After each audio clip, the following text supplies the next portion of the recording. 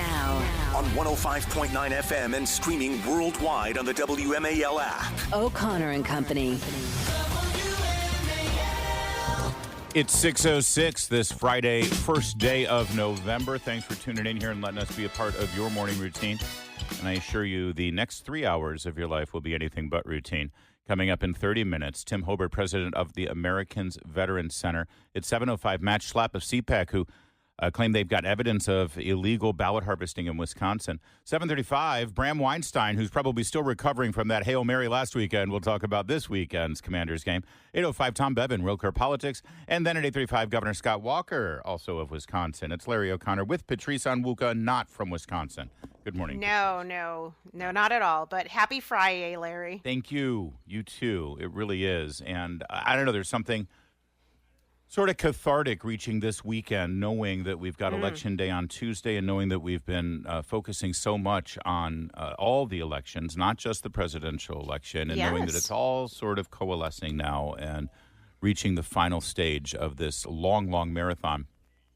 We had a lot going on yesterday in the campaign. We've already shared with you Mark Cuban's gaffes, insulting all of the women who are around President Trump and supporting President Trump. And, of course, we continue to focus on what appears to be illegal damage control over Joe Biden's statement that Trump supporters are garbage, as they're now altering presidential records, erroneously altering them with lies to try to cover his rear.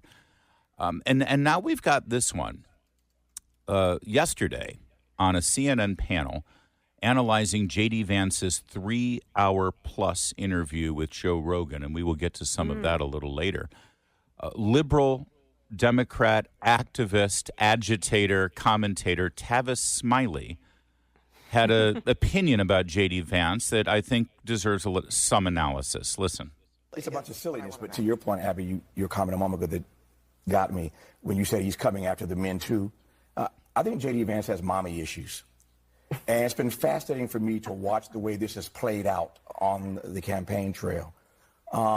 And because of those issues, he has subjected women across this country to all his bad ideas and all his bad policy. All right, and then he goes on and does this sort of unintelligible meandering about reality television and testosterone and all this stuff. But specifically this statement. I think J.D. Vance has mommy issues. You know, there may be a lot of people who still don't know a whole lot about J.D. Vance. They're still getting to know him. But most people, if they know anything about J.D. Vance, they know about his award-winning national bestseller, Hillbilly Elegy, and the award-winning, critically acclaimed film that was made by director Ron Howard, starring Glenn Close, about his upbringing, about his childhood. And if you know anything about J.D. Vance and Hillbilly Elegy, you know that his mother suffered from a horrible, horrible addiction problem. So powerful and so destructive that he was really raised by his grandmother. He talks about his Meemaw all the time, played by Glenn Close in the movie. Yeah. Everybody knows that about him, that his mother has been through hell with this addiction problem because of the destitute circumstances of those who have been left behind in Appalachia. And so for Tavis Smiley to go out there and basically mock him and slime him because of his challenging relationship with his mother, who is still with us, by the way, and is participating in the campaign. That's right. I heard an amazing story from J.D. Vance about this at the Republican National Convention. When J.D. Vance, the sitting Ohio senator, was being nominated as vice president, his mother was in the, VIP box. Okay. And Speaker of the House Mike Johnson was brought into the box to sit next to her and introduced to her. And J.D. Vance's mother looked at the Speaker of the House, Mike Johnson, and said, how nice to meet you. Now, are you in politics? What do you do? All right, so in other words, she's not really a player here. Yeah, she's not. For Tavis Smiley on a CNN, and by the way, Abby Phillips, the host of the show, laughed at this. She chuckled at this. Everybody knows that his mother has been through a horrific addiction crisis, and he suffered quite a bit as a child because of it. And now he reduces this, Tavis Smiley, to this. I think J.D. Vance has mommy issues. It's gross. It's gross, and it's personal, and it's below the belt, and it's exactly what Democrats do when they're desperate like this. It's the politics of personal destruction. Well, listen, Tavis Smiley, for those who don't know, he is a former PBS television host. He actually was sued and lost the lawsuit over sexual misconduct. While he was at PBS, he was sleeping with employees of the company and apparently engaged in some potentially wrongdoing there, You know, and had Patrice, to pay over $1.5 million to PBS because they sued him over his behavior. you know, So there's- they say men who philander like that have mommy issues. Well, sometimes people deflect, and when they go off on you, it's because they are themselves owning up to what their issues are. Him trying to hit, if the only thing that he can hit JD Vance on is mommy issues, is his personal story, and what he's had to overcome because of his family, then you know that JD Vance is bright, articulate, has lots of strong policy depth, and is going to be would be a very strong vice president. That is what they can't attack him on. And so they're going to try and find any personal angle. But for this to come from Tavis Smiley, the man who, I don't even know if he still paid back PBS the $1.5 million because of his sexual misconduct, I think he needs to be quiet and sit this one out. Well said. And it is not now surprising why CNN would feel quite at home to have Tavis Smiley on the set. Maybe he's taking turns with Jeffrey Toobin on these panels, since they both seem to have something in common. Also, while we're talking about CNN, where this odious statement was made by one of their analysts, I think J.D. Vance has mommy issues. let's not forget that we started the week with conservative commentator Ryan Gerdusky making a joke to Mehdi Hassan. Nazis, stop doing. You're you called stop an saying- you've been called an saying- anti-Semite stop more saying than anyone else things. at this table. Yeah. And people would By sit there you. and no, by me. I never called you an anti-Semite. I mean, I'm not sitting here saying I don't. I'm a supporter of the Palestinians. I'm used to it. It's Yeah, fine. I hope your beeper doesn't go off. The thing is Did that you just say I should die? Your beeper doesn't go off. I thought that was funny. It is I funny. mean, and the delivery was impeccable. Right, but that statement, of course, ended up into a giant multi-minute brouhaha on set. Yeah. They go to commercial. Abby Phillips, the same host, comes back from commercial. We're back here, and before we get started, I want to just address what happened in the last segment. And first, I want to apologize to Mehdi Hassan for what was said at this table. It was Lord. completely unacceptable. Unacceptable. When we get this discussion started, you'll see that Ryan is not at the table. There is a line that was crossed. Yeah, he crossed a line. He was thrown off the panel, and he's now never invited back on CNN. But Tavis Smiley, speaking of J.D. Vance, the senator from Ohio, who is now the nominee for vice president, who famously, very famously, grew up in a broken home with a mother who had a horrible addiction problem that almost led to her death and has struggled back from that and had such an endearing impression on J.D. Vance's childhood that he wrote about, painstakingly chronicled in Hillbilly Elegy. Travis Smiley says, I think J.D. Vance has mommy issues. and Abby Phillips chuckles and laughs and then Doesn't say a continues the word. program. No. Yeah, listen, Abby Phillips, let's see if she's going to at least acknowledge Tavis Smiley was wrong and should apologize to all of the people, the listeners out there who have had parents who struggled with addiction, who've had grown up in households where addiction robbed them, these people, of their childhoods and forced them to have a really tough upbringing. And maybe that's not her upbringing, maybe that's not her childhood,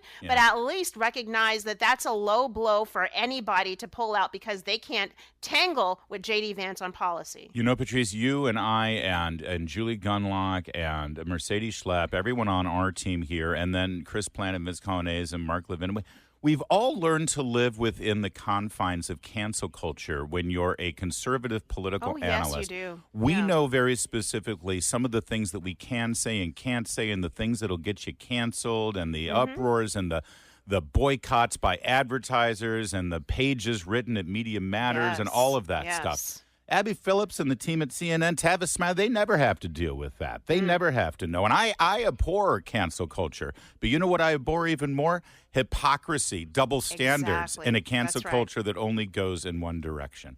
It's 6:15. News is brought to you by Baird Financial. Coming up later this morning at 8:05, we're going to have Tom Bevan of Real Clear Politics, because we should all expect a final flood of polls here this weekend before Election Day. Oh, yes, that's and right. you're going to want to sort through it, and you're going to want to make some sense of it. But honestly, at this point, these polls should not make any difference to you with regard to your attitude and, most importantly, your behavior between now and Election Day. Act like you are 20 points down. All right. In fact, I'm starting to smell a bit of a rat here. The media seems way too interested in pointing out good news for the Trump campaign. It's almost like they're trying to project this sense of overconfidence to Trump supporters, Trump voters, so that they think this thing is all in the bag. They might be doing that because they're trying to sort of make people feel complacent and sort of take the foot off the gas. They might be doing it to set up, even more hurt feelings and angst if for some reason the election goes Kamala Harris's way. Yeah. I'm very concerned that people will immediately say, what? We were winning. We were winning. No, we're not winning. Polls are not what make you a president. Polls don't win you an election. It's who turns out. If polls won an election, then we'd be talking about the end of Hillary Clinton's second term right now. All right? That's right. Yes. Polls do not. Yes. So stop with this whole, we're in the lead. We're winning. We're winning. You're not in the lead of anything. They haven't even counted any of the votes yet. All right? Let me give you a dose of reality. If you look at the top battleground states right now at the Real Clear Politics average page, for the last 10 days, it has shown that Trump is in the lead in some of these states marginally, just 0.3 of a point or half a point, in the lead in the polls. Let me be clear. In the polls, which don't count, in every single one of those 7 battleground states. Now, in 2 of those states, Wisconsin and Michigan, Kamala Harris holds a lead in the average. And in Pennsylvania, the third of the blue wall states, Trump's lead has shrunk to 0.3%. Let this be your wake-up call and a bucket of ice water over your head. This thing right now, as far as I'm concerned, Donald Trump is playing from behind. All right? Stop with the confidence. And if you know anyone in those states or any of the other battleground states, including Virginia, you better make sure that they've got their eye on the prize and they focus on Election Day. I think there's also a sinister motive behind the way the media is framing this. It's not just to maybe energize Democratic voters or to rile up Trump support or to make Trump supporters so comfortable that they stay at home. I think it's also to convince supporters of President Trump that this is locked up in the bag and that if the results are different, then it's because they should not accept the results of the election and gin them up so that they're going to be massive wild outbursts and protests and, a J6 redo in 2025. They want insurrection 2.0. Absolutely. They want it. And so they want to play with our emotions the way that the left plays with the emotions of minorities and tells them that the right is racist and you have to stick with us because we're not the racist ones. Yeah. They're manipulating our emotions, and we've got to be careful out there that we don't fall for it. Listen. Listen, the way you ensure that your candidate wins is you vote, is you bring your family and friends to vote and you educate them on the issues. And then what happens. And then you don't give in to the left's expectations that you're going to be just a flaming nutcase. Yes. That's what we do. You know how I know that we're being manipulated right now? Because this morning, everyone in the media, everyone who reports on politics, they're being greeted by a big scoop over at Axios by Mike Allen. Now, Mike Allen is a D.C. reporter who lives and dies on leaks, leaks. So here's the headline from Axios. Trump is told in an internal memo by his chief pollster that he is in a radically better position than he was right before the 2020 election, which is true. But here's the headline of the apparent subject line of the email he got. President Trump is on the verge. Headline, what Trump is being told. A new internal memo by Tony Fabrizio, chief pollster for all 3 of Donald Trump's presidential campaigns, tells the former president he is in a radically better position, as I just said, The memo reflects the exuberance that Trump staffers and allies exude in interviews and behind-the-scenes conversations. The optimistic framing could make it even more difficult for Trump followers to accept a loss as legitimate. See? You see? That's exactly what it is. 100%. Hop over to the homepage of CNN right now, Larry. Here's the big headline: Trump undermines public trust in the election. It's not a coincidence that is the narrative. Yep, that's exactly right. Here's the reality check you need, and we'll talk to Tom Bevan at 8:05 and specifically to the Wisconsin Governor Scott Walker at 8:35. The polling right now and every indication shows that this is the tightest presidential election we have ever seen since Dewey and Truman. And we know how the media got that one wrong with Dewey defeats Truman. Don't pay attention to any of it. Vote, vote, vote. And, vote another time if you can. No, which you can't. No. That would be illegal. Don't do that. I said if you can, which you can't. It's 6:23. Now on 105.9 FM and streaming worldwide on the WMAL app. O'Connor and Company.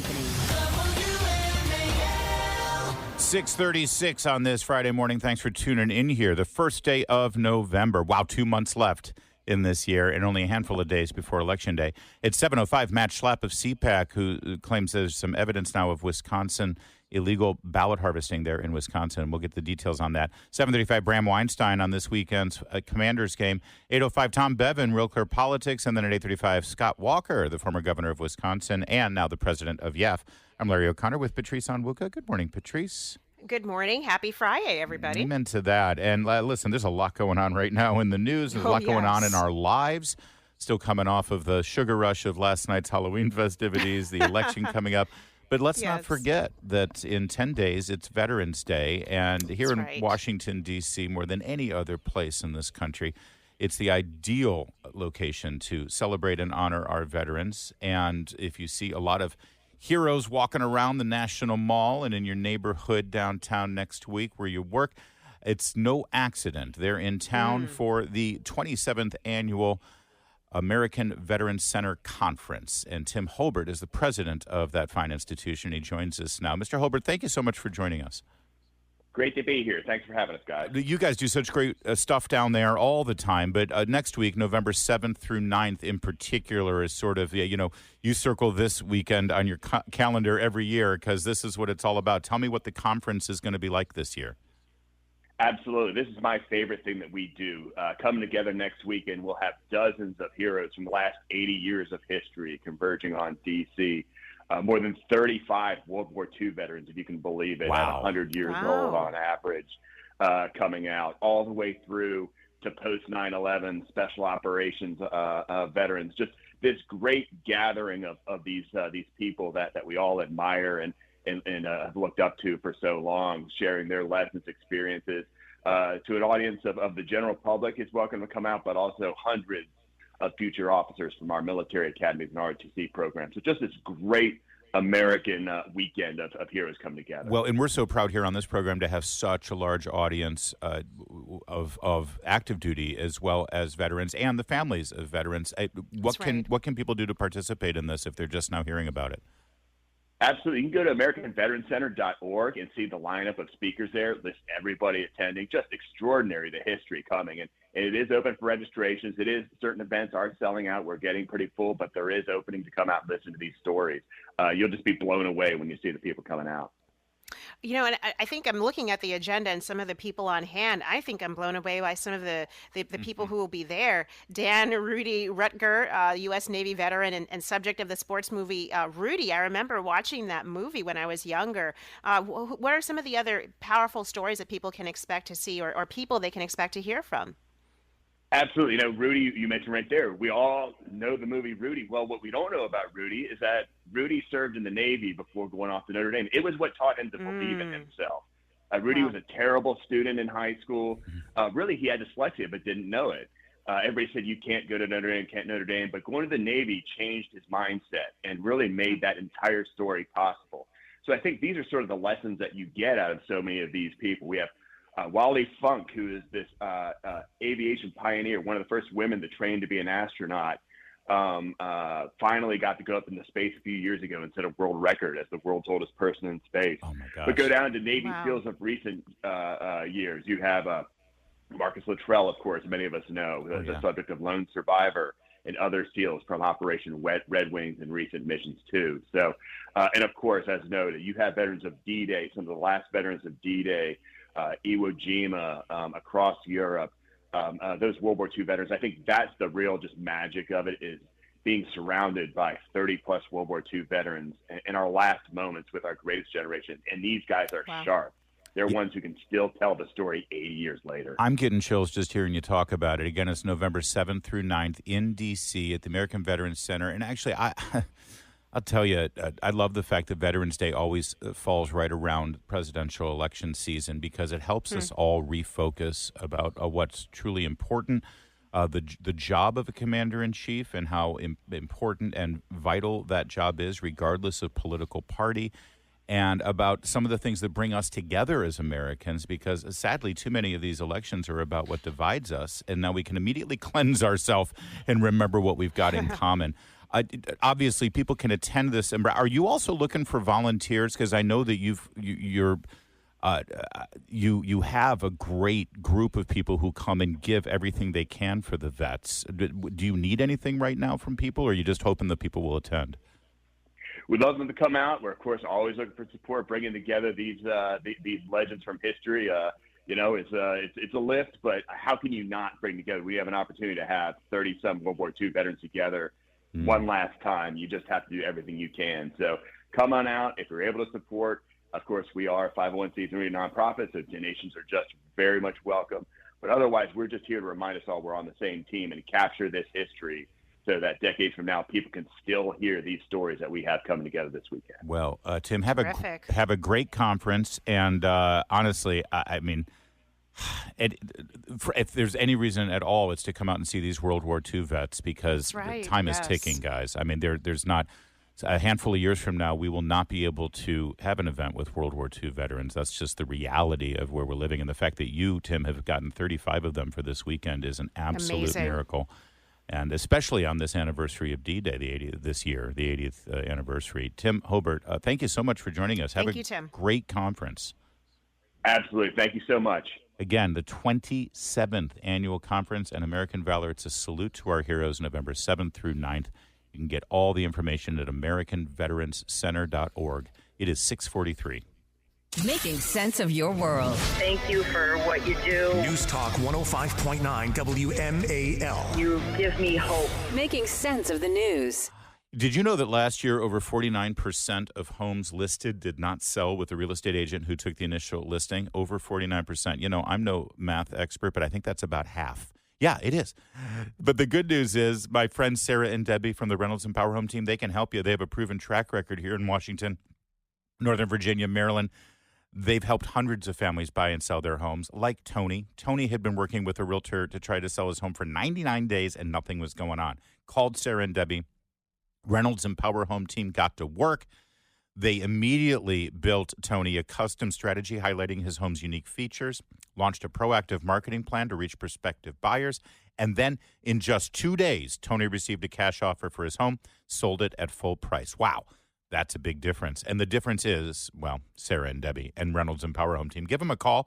Find out what they can do for you. 844-344-SOLD, or go to DebbieHasTheBuyers.com.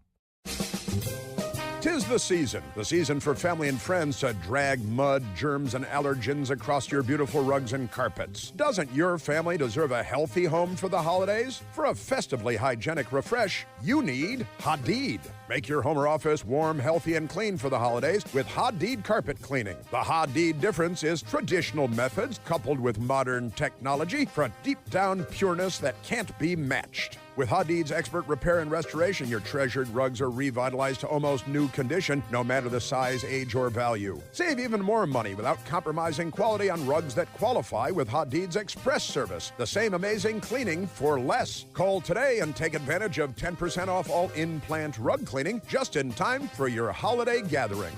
To make your season bright, visit joehadid.com today. If you stand on it, we stand behind it. 6:45, now WMAL traffic and weather every 10 minutes. First on the fives, Jamie Whiddens. What's going on in the Hadid Carpet Cleaning Traffic Center? Well, watching this crash on the Beltway Silver Spring, not only from the traffic cameras, but from the chopper. If you're heading between 270 and I-95, you need to plan for about 30 minutes. This is an unusual delay. We normally don't have this. The crash at New Hampshire Avenue, all to the left shoulder now. So now we're celebrating that lanes are open, but you really still need to use caution. Tow truck just arrived to the scene as well. Outer loop heavy around that stretch of the Beltway. Virginia Beltway, we start to slow through Annandale. Heads up on Braddock Road, heading eastbound before the Beltway at Wakefield Chapel Road. Crash just happened in that intersection. Now from GarageDoorRepair.com, the WMAL Stormwatch 7 forecast. Tracking our next weather maker, a cold front moving in from the west, and it is going to bring us some cooler air as we head into the weekend. But for today, it is going to be warm. It's warm out there this morning. We've got areas of rain moving from west to east. I think our highest chance along the I-95 corridor for a little rain is between about 7 and 9 a.m. Only a few hundredths of an inch of rain expected. But then sunshine this afternoon as we get to around 80. Chilly overnight as we fall into the 40s, and we're in the middle 60s for daytime highs this weekend. Pretty cold Sunday morning. I'm 7 News meteorologist Eileen Whalen. And right now it is 69 degrees at 6:46. Need garage door repair? GarageDoorRepair.com. Need garage door repair? Visit GarageDoorRepair.com. Hi, it's Chris Plant. For more than 40 years, Overhead Door Company of Washington, D.C. has been the gold standard for service and repair. When you need garage door repair, GarageDoorRepair.com. The Virginia Lottery has 3 new Let's Make a Deal games, which means 3 ways to play your favorite game show. The Let's Make a Deal Print and Play has a top prize of $30,000. The Scratcher has a top prize of $100,000. And the online game could win you up to $500,000. Play Let's Make a Deal from the Virginia Lottery in stores, in the app, or online today. Visit valottery.com/deal. Let's Make a Deal, licensed by Fremantle, all rights reserved. Even successful savers can't shake the fear of walking away from their regular paycheck. So how can you give yourself more confidence as you head into this next phase of your financial life? I'm Abe Abish, founder of Abish Financial Services. Join me on the Retirement Key for ideas on how to build a plan that gives you more confidence. Listen Saturday at 8 a.m. and 2 p.m. and Sunday at 8 a.m., 2 p.m., and 5 p.m. on WMAL. And connect anytime at theretirementkey.com. WMAL, making sense of social media because big tech can't be trusted. Download the WMAL app to stream us for free. Patrice, if you're limited in your news and information content by just watching CNN, then the entirety of J.D. Vance's appearance for over 3.5 hours on Joe Rogan this week would be summarized by Tavis Smiley, a radical left-wing analyst, saying... I think J.D. Vance has mommy issues. Yeah, but there's really more to this conversation than just that. Here's a little bit of J.D. Vance appearing with Joe Rogan. Because when you first see the video, he grabs his ear and then he goes down. And I'm like, oh, my God, they just killed him. And I was so... first I was so... But then I go into like fight or flight mode with my kids. I'm like, all right, kids, we were at a mini golf place in Cincinnati, Ohio. I grab my kids up, throw them in the car, go home and load all my guns, and basically stand like a sentry at our front door. Oh. That was sort of my reaction. By the way, some of the responses to that from the sneering class in Washington. I saw one guy who posted. He's like a writer, I think for the Washington Post, who said, oh, this is a really comical tale that he's telling, especially when you know the neighborhood he lives in. Well, first of all, he's been threatened in that very same neighborhood. Yes. And by the way, that neighborhood in Alexandria saw the attempted mass murder of Republican congressmen playing baseball. Right. But even more importantly, that so-called reporter didn't even listen. He was in Ohio. He was in the Cincinnati area. He was back in his home state of Ohio when this happened, not in Alexandria, number one. Jonah Goldberg, the never Trumper, who's spends all his time criticizing Republicans, even though he claims he's a real Republican. He says, I doubt this ever happened. This is comical that he would do this. No, this is actually kind of masculine behavior, especially considering the fact that J.D. Vance said in this interview that very morning, President Trump had reached out to him and said, listen, you're my man. I'm going to pick you. He hadn't made the announcement yet. The announcement was, I think, the next day or 2 days later. Okay. But J.D. Vance knew that he was now in line to be the nominee for Donald Trump's running mate. So that's a very natural reaction, if you think about it, when you saw what happened. Here's what I like about the reaction. Number one, he's thinking, okay, I need to protect my family because we can instantly be a target. And if the person who targeted President Trump had enough information to get that close to him, then they could easily be next. And then number two, I love that he grabbed his gun. I mean, that is what a protector, a father should be doing. Protect his kids and his family and stand at his home at whatever cost. That is kind of a second iconic image if that had been captured, but not like he's not like Nancy Pelosi, who has a full film crew, in her office on January 6th. But imagine if he did have that camera crew around him, that would have been blown me away. It was a natural reaction. That didn't seem like a forced or staged story whatsoever. A little bit more from J.D. Vance here, talking about Kamala Harris and some of the things that she sort of gets caught saying on the campaign trail. We need to build an opportunity economy because if Americans don't have opportunity, then they're not going to have the opportunity to be Americans. And it's like, what the hell? Opportunity to generate wealth and generational wealth. Like, wait a minute. Do you know how few people generate generational wealth? It means you have so much money, you're going to give it to other generations. Well, but there's actually, I mean, I give a lot of speeches, so there's actually a skill to this. I think that she is the Michael Jordan of using as many words as possible to say as little as possible. There's actually a certain gift that she has because you listen to her talk and you're 100, 200 words into it, you're 500 words into it, and you're like, what the hell did she just say? She didn't say anything. Right. And that actually, I mean, so yeah, there's a certain political skill in saying a lot without actually saying anything, but it actually worries me about her being president. He goes on to talk about, imagine her, working with Putin or Xi Jinping about that. Here's my biggest takeaway from this interview. We'll play some cuts a little later, Patrice, but I just want to end it with this. They tried to paint J.D. Vance as weird and strange and outside the norm. I mean, maybe to the likes of Tim Walz and Kamala Harris, he is weird. You watch this guy for 3 hours, he is the most normal human being. He doesn't talk like a politician. He knows what he's talking about. He's got a great grasp of the issues and a sense of humor. J.D. Vance impresses me more and more every day, and he's ticking off all the right people. 652.